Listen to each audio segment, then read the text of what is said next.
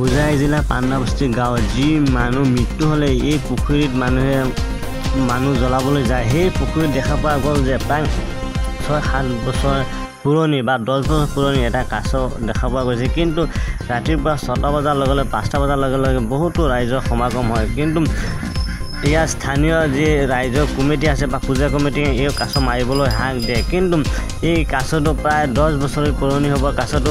ইয়াৰ ৰাতিপুৱা ৰাইজে দেখিবলৈ আহে, কোনোবাই চাউল দিয়ে, কোনোবাই বিভিন্ন খাবলৈ বস্তু দিয়ে। কিন্তু এই কাছটো প্ৰায় বহুত ডাঙৰ, বহুত পুৰণি বা 10 বছৰ পুৰণি এই কাছটো। ৰাইজৰ দেখিবলৈ বহুতো সমাগম হয় আৰু স্থানীয় ৰাইজে মাৰিবলৈ হাক দিয়ে। কোনোবাটো মাৰিব আহে, তেনেহ'লে ৰাতি সপোনত দেখা পায় যে আমাক মাৰিব নালাগে, আমি আহিছোঁ ইয়াত।